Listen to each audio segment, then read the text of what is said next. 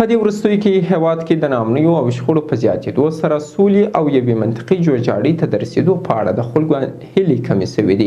د امریکا او طالبانو ترمنځ د تیر کال د فبروري میاشتې توافقنامه او د بین الافغاني خبرو پیل د جګړې او ناامنیو پر کمښت هیڅ ډول اغېزه نه ده ایښې.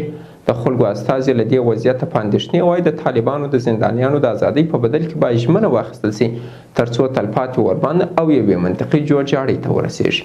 نور حال په راپور کې. په دې وروستیو کې په هیواد کې د جګړو د ښکېلو لورو ترمنځ شخړې او ناامنۍ زور اخیستی او هره ورځ ملکیانو ته هم د مالی او ځاني تلفاتو د اوښتو راپورونه ورکول کیږي. دې وضعیت افغانان ستومانه کړي او یوې منطقي جوړجاړي ته د رسیدو په اړه د خلکو هیلې کمې کړي دي. د امریکا او طالبانو ترمنځ د تیر کال د فبروري میاشتې توافقنامه او بیا د بین الافغاني خبرو پیل او په بدل کې د 4000 طالب بندیانو خوشي کېدل د سولې په پرمختګ او بریا کې هیڅ ډول مطلوبه اغیزه نه ده ایښې.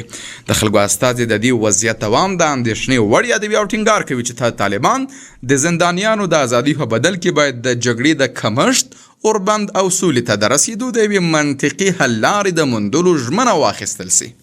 ما امیدواریم که زندانیای طالبان رهاشند، اما با یک تعهدی که باید صلح به وجود بیاید.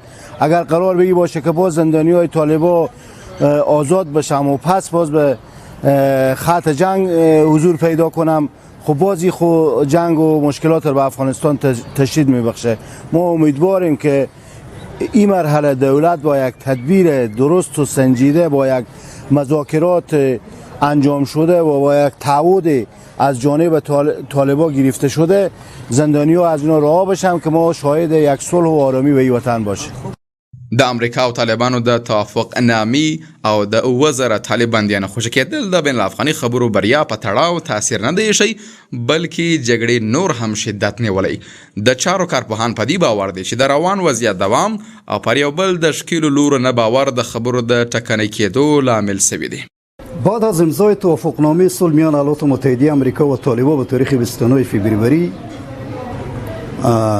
حملات طالبان بالای پستگاه ها و گارنیزون های نیروهای امنیتی در مجموع بالای اهداف نظامی و ملکی 24% افزایش یافت و این بازتاب دهنده آنه که هدف طالبان فقط بیشتر تاکتیکی بوده تا یک تا زندانیان از اینا زندان‌ها رها بشند و اینا دو مرتبه به میدان‌های جنگ برگردند.